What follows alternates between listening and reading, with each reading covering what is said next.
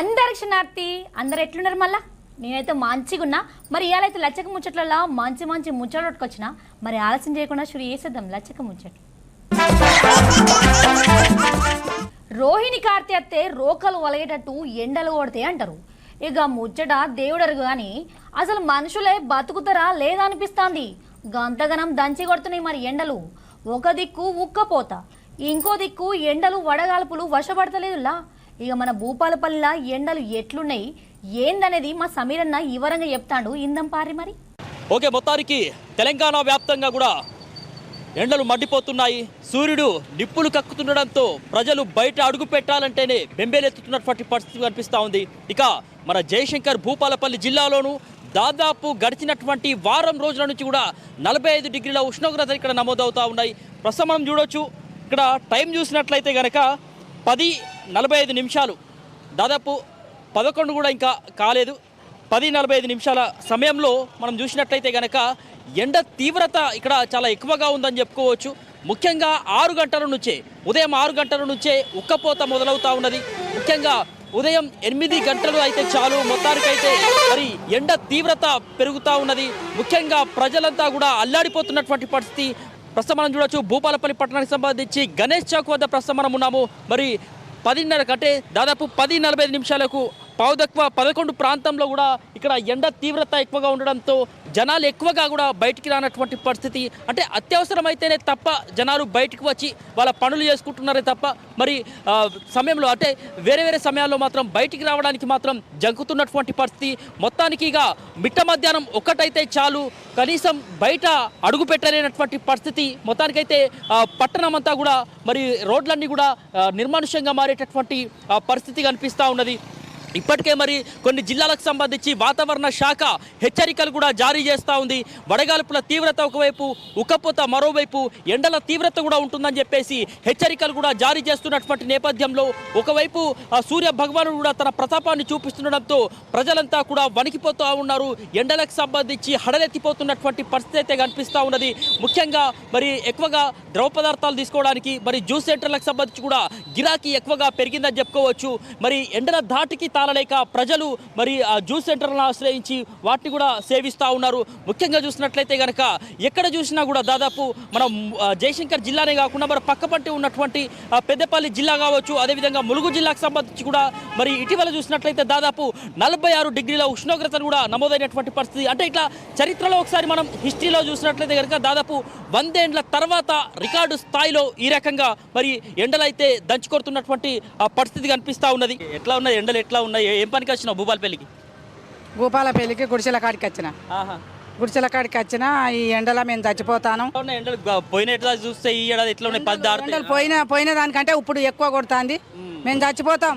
ఆ ఎండలు బాగున్నాయి చచ్చిపోతాను మరి ఈ టైంలో ఎందుకు వచ్చినావు అమ్మా ఇంత ఎండ కొడుతుంది ఇంత ఎండ ఎందుకు కొడుతుంది ఎందుకు పోయినా 100 రోజుల పని కాడి పోయినా నా బతుకు లేదు జానడు పొట్టకు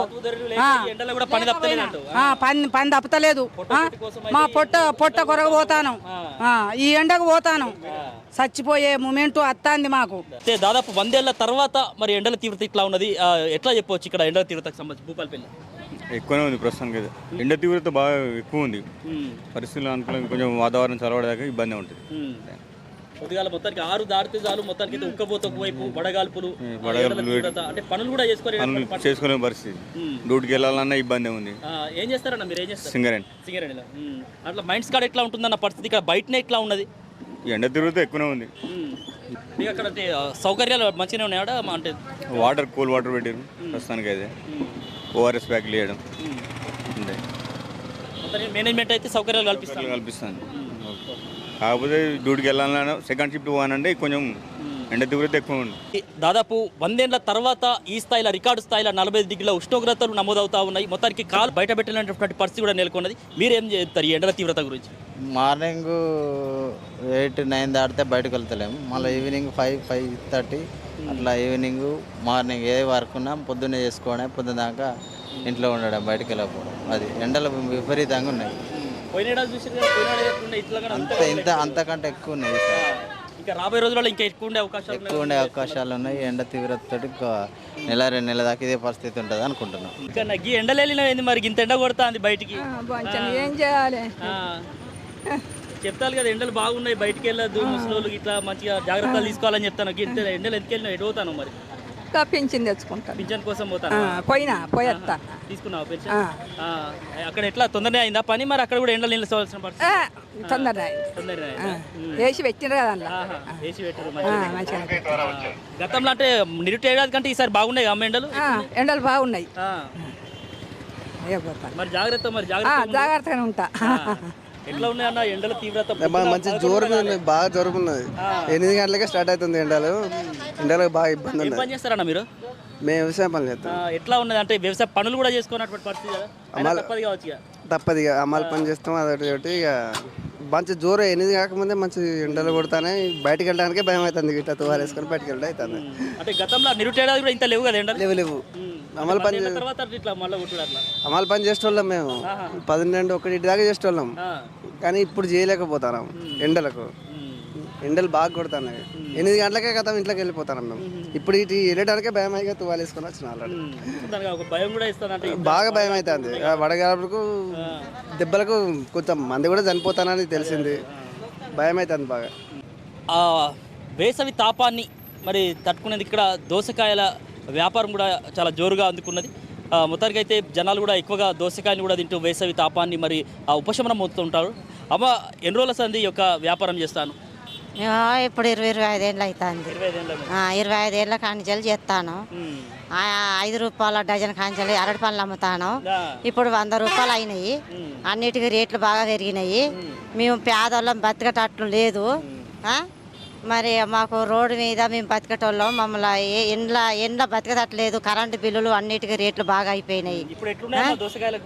దోసకాయలకు రేటు ఇప్పుడు 3000కు కింటన్ ఎత్తాండు. మేము 50 అమ్ముతాను. 50 అమ్ముతాం. పెరిగినాయి రేట్లు పెరిగినాయి. ఏం లేదు గిరాకీ మామూలుగా గట్లనే ఉంటుంది. ఏదో పొట్ట మందం బతుకుతాను. ఎండల ప్రభావం ఎట్లుండనమ్మా మీ మీద? వ్యాపారం ఇంత ఎండలు కూడా చేస్తాను. ఏమి లేదు. పొట్ట బతుకుడే కట్ట ఉన్నది. 1/2 కిలో కూరగాయలు మిగులుతలేవు. కిలో బియ్యానికి మిగులుతలేవు. పిల్లలను చదువుకోవడం కష్టం ఉన్నది. మేము బతుకోవడం కష్టం ఉన్నది. మరి ఎట్లా బతుకుడు ఏం కథ అని మా విధాలో మేమే అనుకుంటాను. మరి మేము ఎవరికి చెప్పుకోవాలి? అన్నేళ్ల సంది చూస్తాను కదా ఎండలు అంటే గతంలో ఉన్నట్టున్నాయా, ఎక్కువ ఉన్నాయా ఈసారి? ఇప్పుడు బాగలేవా ఎండలు? ఇప్పుడు బాగున్నాయి ఎండలు. ఎండలు బాగున్నాయి. జనం కూడా బాగా తల్లడిస్తారు. ఇక మీరు పొద్దున ఎప్పుడు స్టార్ట్ చేస్తారా మా వ్యాపారం? 8 వరకు ఇప్పుతాం బండి. మళ్ళీ ఎప్పటి వరకు? మళ్ళీ రాత్రి 11 గంటలు అనుకుంటాం. మధ్యాహ్నం సమయంలో ఇంకా ఎండ ఎక్కువ ఉన్నది, ఆ టైంలో కూడా చేస్తాను వ్యాపారం? ఉంటాం. ఇక ఎండల్లో ఉంటాం. ఎండల్లో ఉంటాను. ఎండల్లో తింటాను. ఇండనే ఉంటాను. దీంతో బతుకుతారు మాకు. ఇది ఒక్కరోజు బండి ఇప్పకుండా మా బతికేలేదు.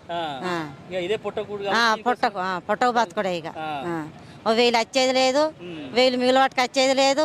బతికేది లేదు. మీనే పండుకుంటాను రోడ్డు మీదనే.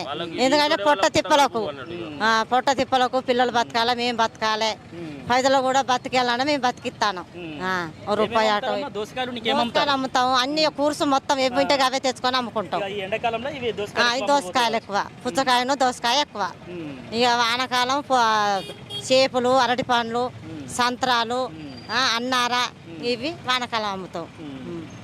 జాగ్రత్త అమ్మ. మరి ఎండలు కూడా బాగున్నాయి కాబట్టి జాగ్రత్తగానే ఉంటాం. మరి మేసంటలు చెప్తాను కదా, మాకు కూడా తెలిసేది. ఏడుకెళ్ళి పట్టుకొస్తున్నాయి ఇవి? కాశీంపల్లి నుంచా? ఎప్పటి నుంచి పెడుతున్నావు అమ్మ ఇవి అమ్మకం?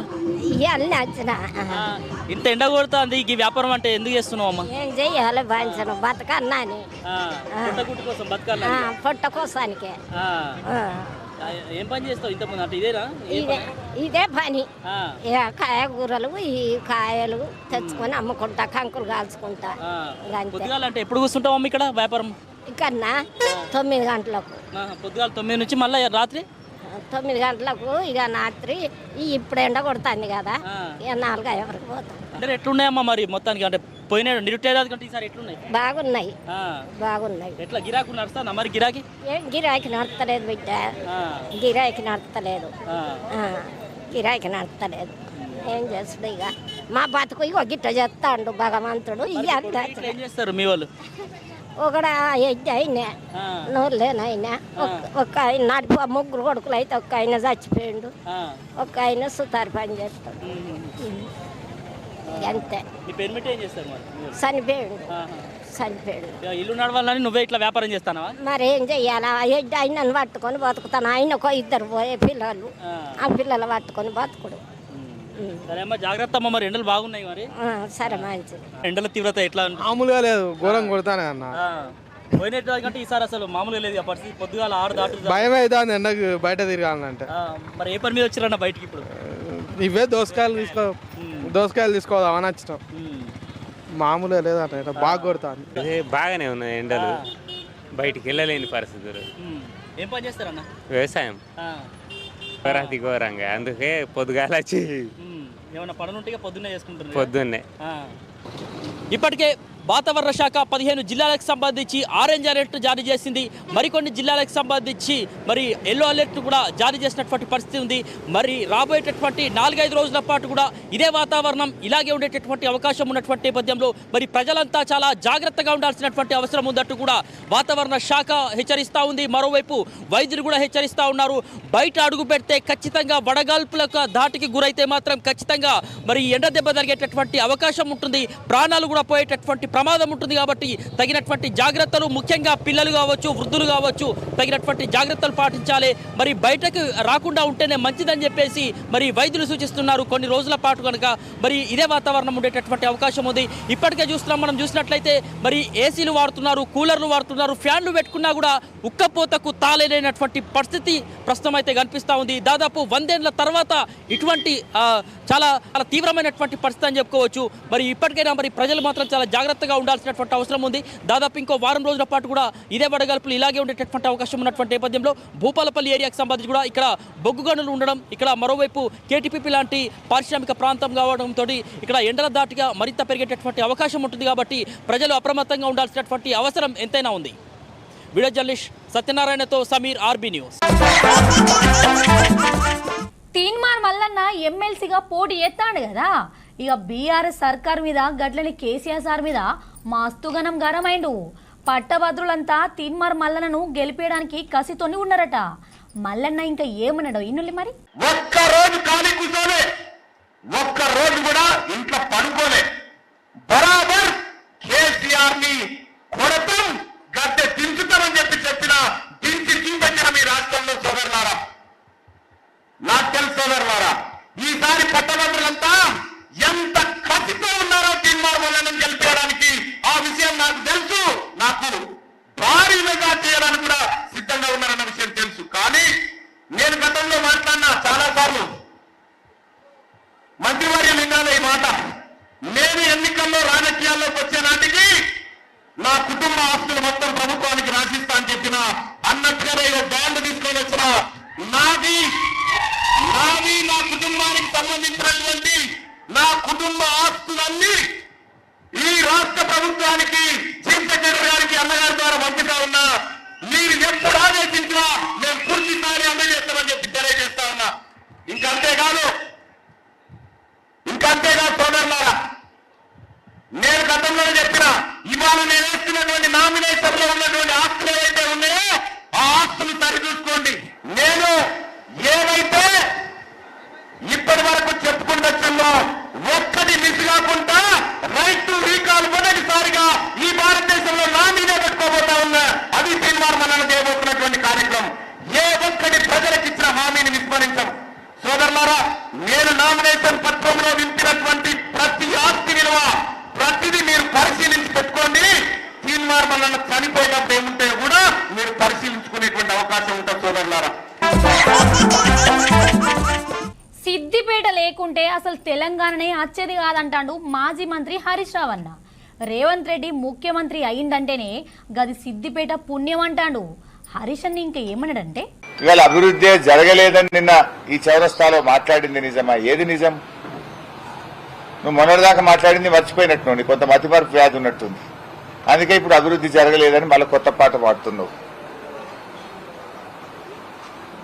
రేవంత్ రెడ్డి గారు ఆగస్టు 15 తర్వాత సిద్దిపేటకు వస్తా అన్నాడు. నేను స్వాగతిస్తున్నా ఆయన వ్యాఖ్యల్ని.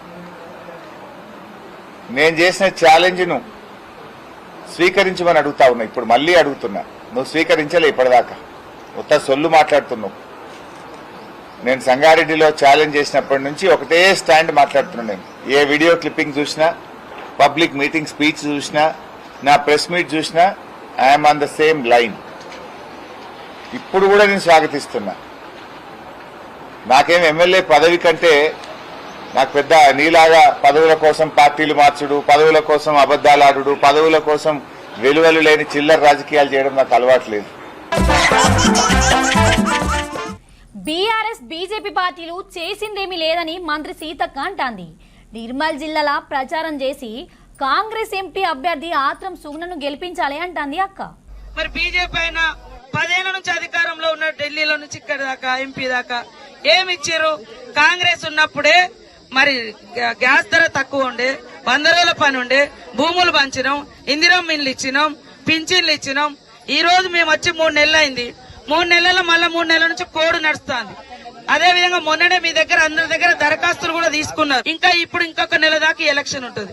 అయిపోయిన తర్వాత పక్కాగా ఒప్పుకున్న ప్రకారం వచ్చినాక 2 నెలలకే ఉచితంగా బస్సు. ఈ బస్సు పెడితే కూడా బస్సు ఎందుకు ఫ్రీ ఇస్తారు, ఎవరి కోసం ఇస్తారు అని అట్లా వదిలిపెట్టి ఇవాళ వాళ్లకు నష్టం జరుగుతుంది. ఆడవాళ్ళందరూ బస్సు ఎక్కితే బాధ అవుతుంది. ఇవాళ 200 యూనిట్ల కరెంటు ఫ్రీ. అదే 100 ఎకరాలు ఉన్నోళ్లకు ఫామ్ హౌస్లల్లా టీఆర్ఎస్ ప్రభుత్వంలో బీజేపీ ప్రభుత్వంలో కరెంటు ఫ్రీ ఇచ్చారు. కానీ 2 బుగ్గలు ఒక ఫ్యాన్ ఉన్న గుడిసెలలో మాత్రం ముక్కు విండి వసూలు చేసిరా లేదా? మరి ఇప్పుడు మేము కరెంటు ఫ్రీ 200 యూనిట్ల వరకు ఫ్రీగా ఇస్తున్నాం. ఇందిరమ్మ ఇల్లులు కూడా గప్పుడు వచ్చినాయి. మళ్ళీ ఎవరికి కూడా డబుల్ బెడ్రూమ్ రాలే. 10 ఏళ్ల నుంచి మేము లేము. 3 నెలల నుంచే మేము వచ్చినాం. అయినా కూడా ఒక్కొక్కటి చేసుకుంటూ వస్తున్నాం. ఇక్కడ మీరు బీజేపీ ఆయన గెలిపించారు. దయచేసి వాళ్ళ ప్రభుత్వం ఉండి కూడా మీ ఊర్లో రోడ్ ఇచ్చిరా, బడిచ్చిరా, గుడిచ్చిరా, గుళ్ళో పెట్టే అగరబత్తి మీద కూడా జీఎస్టీ వేసిరు, పన్ను వేసిరు. ఏది ఫ్రీగా ఇచ్చిరు వాళ్ళు 10 ఏళ్లల్లా?